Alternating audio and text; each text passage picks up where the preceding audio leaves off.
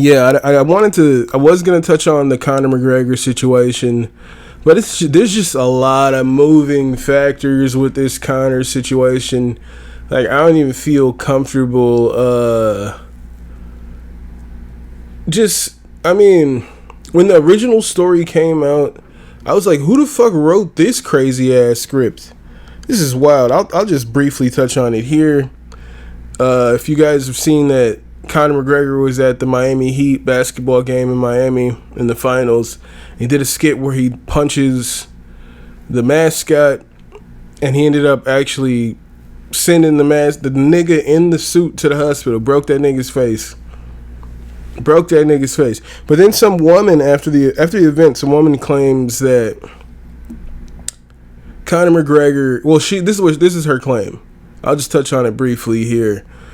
Her claim on Conor McGregor was that she was at the game, all right, and at the end of the game, Miami Heat security, right? She's suing Conor McGregor and the Miami Heat, and I believe the security company, the third-party security company that works at the Miami Heat basketball games, and she's saying the Miami Heat security came up to her and strategically, this is what it said in the report, strategically separated her from her friend and just like forcefully ushered her into a men's bathroom in the back.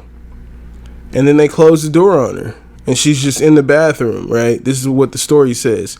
And then Conor McGregor pops out of the bathroom stall and she's just like, oh my God, let me out of here. And he's like, okay, but after you do this, and she's claiming assaults happened, and she's being forced to stay there by Conor's security. Suddenly they were in the room,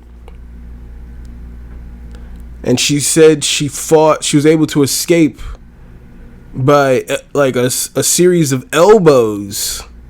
This small woman is claiming she just threw like 3 elbows to champ Conor McGregor, and that got this fucking incest coked out animal all over her, allegedly. When I read that part of it, I was like, you elbowed Conor off of you? You're small. Donald Cerrone couldn't even do that. I don't know. A lot of the story, nigga was already in the bathroom, popped out like a rapey Batman. I was like, whoa, this story seems crazy. Then the next day, or maybe a few hours later, TMZ drops the footage of Conor, the accuser, and her friend casually walking, holding hands they're all holding hands, and they're casually walking to the bathroom. And then security stands in front to stop other people from coming in the bathroom. And then later on in the day, TMZ dropped a video of Conor and the girl hanging out at a nightclub after the game. They was still kicking it after the game. So, worst case scenario, Conor is a piece of shit. You know what I'm saying? But I don't really want, other than just speaking on the information that's been put out there, I don't want to go too much into it, but it sounded crazy to me. If I have an opinion on it, it doesn't matter. You know what I'm saying? The facts are matter. If he did this, then he deserves to be punished. He deserves to be apprehended if he did these things. But if he did not, the same should happen to this accuser who's trying to slander this man potentially.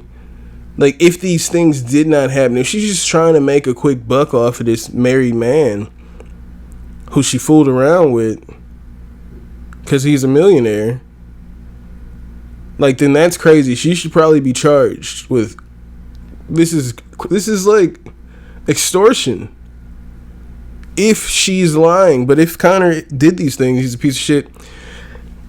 And throw the book at that nigga at that point. Throw the book at that nigga if that's my opinion on the situation. But if you guys want to follow this podcast on Instagram and Twitter, it's at